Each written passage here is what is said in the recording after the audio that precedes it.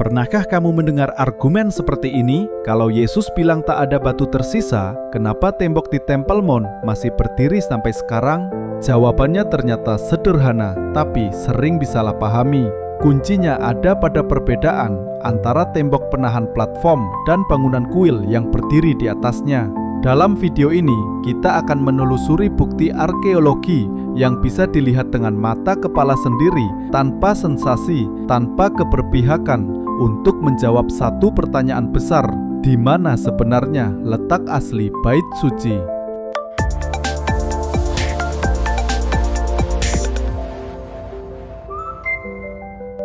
Temple Mount pada dasarnya bukan bangunan datar sejak awal. Tempat ini dulunya adalah puncak bukit batu yang kemudian diubah menjadi platform besar. Caranya dengan membangun tembok-tembok penahan raksasa di sisi-sisi bukit, lalu bagian belakangnya diisi tanah dan batu untuk membuat permukaan yang rata. Nah, di atas platform itulah Bait Suci dan bangunan-bangunan suci lainnya didirikan. Saat Romawi menghancurkan Yerusalem, bangunan di atasnya dihancurkan habis dan batu-batunya dijatuhkan dari puncak platform ke jalan di bawah. Namun tembok penahan yang menahan tanah itu tidak dihancurkan karena fungsinya struktural, bukan religius. Itulah sebabnya tembok itu masih berdiri sampai hari ini. Menurut Alkitab dan catatan sejarah kuno, Bait Suci pertama dibangun oleh Raja Salomo di atas bukit ini. Ketika Babilonia menyerbu, bait itu dihancurkan. Beberapa abad kemudian, setelah masa pembuangan, orang-orang Israel membangunnya kembali pada masa Zerubabel. Dan berabad-abad setelah itu, Herodes Agung tidak memindahkan lokasi Bait Suci, ia justru memperluas dan memperindah kompleks yang sama.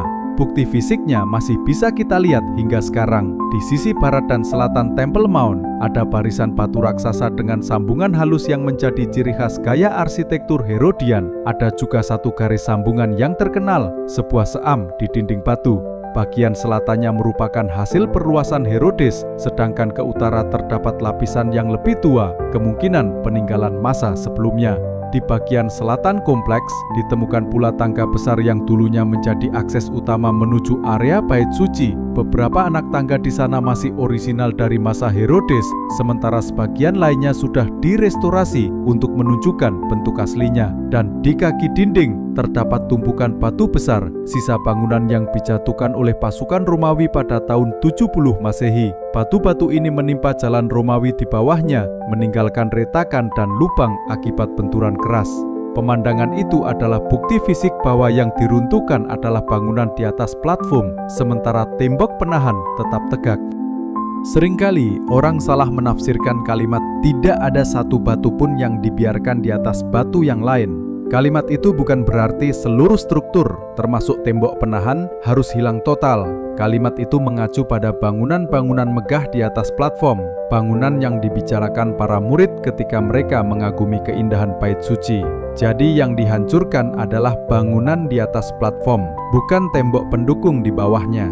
Ketika Romawi menyerang, batu-batu besar itu benar-benar dilemparkan turun dari ketinggian platform dan menghantam jalan di bawah. Sampai hari ini, batu-batu runtuh itu masih bisa kita lihat di lokasi yang sama, menjadi saksi bisu dari peristiwa 2000 tahun lalu.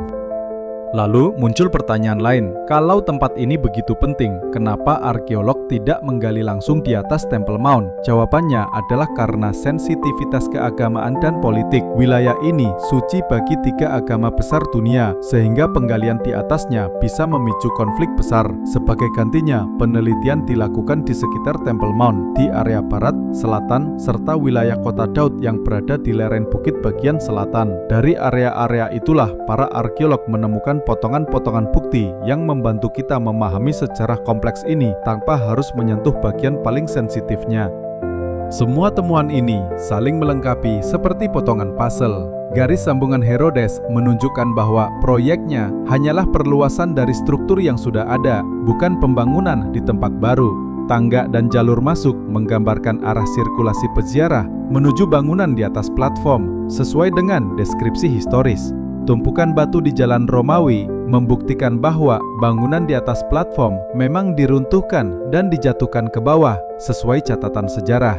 dan lapisan pemukiman yang lebih tua di lereng selatan menunjukkan bahwa kota kuno memang berkembang dari selatan ke utara menuju puncak bukit tempat bait suci berdiri. Jika dibandingkan dengan teori lokasi alternatif yang sering beredar, hasil penggalian justru memperlihatkan bahwa area lain itu memiliki lapisan hunian padat, bukan ruang kosong yang cocok untuk kompleks suci sebesar bait suci. Artinya, bukti arkeologi paling kuat tetap menunjuk ke Temple Mount sebagai lokasi yang autentik. Ada juga teori yang menyebut bahwa seluruh platform Temple Mount sebenarnya hanyalah benteng Antonia, bukan lokasi bait suci. Namun secara militer, benteng selalu dibangun untuk melindungi sesuatu, bukan menggantikannya. Dan bukti arkeologi menunjukkan bahwa bagian yang memotong langsung ke batuan dasar ada di sisi barat laut platform, area yang memang digunakan untuk keperluan pertahanan. Artinya, benteng Antonia hanya menempati sebagian kecil di pojok utara, sedangkan sebagian besar area tetap digunakan sebagai kompleks bait suci. Dalam konteks Yerusalem kuno, pusat kehidupan rohani dan sosial ada di kompleks suci ini, dan benteng hanyalah penjaganya. Hingga kini, status keagamaan Temple Mount diatur dengan hati-hati untuk menghormati semua pihak. Karena alasan itu juga, penggalian arkeologi di atas platform tidak dilakukan. Sebagai gantinya, para peneliti terus mempelajari bukti-bukti di sekitarnya. Dinding penahan, sambungan Herodes, tangga selatan, serta batu-batu runtuh dari tahun 70 Masehi. Semuanya saling menguatkan dan semuanya mengarah pada satu kesimpulan yang konsisten. Bait suci memang berdiri di Temple Mount.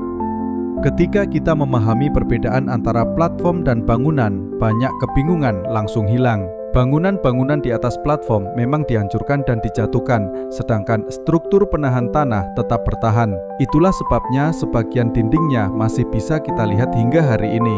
Semua bukti arkeologi yang ada, dari batu runtuh, tangga, hingga dinding Herodian menunjukkan satu hal. Temple Mount adalah lokasi asli bait suci. Kesimpulan ini bukan berdasar keyakinan semata, tetapi pada data, lapisan tanah, dan batu-batu yang masih berbicara hingga sekarang. Bagaimana menurutmu? Bagian mana dari situs ini yang paling ingin kamu lihat langsung? Tulis pendapatmu di kolom komentar. Jangan lupa like dan subscribe untuk konten menarik lainnya.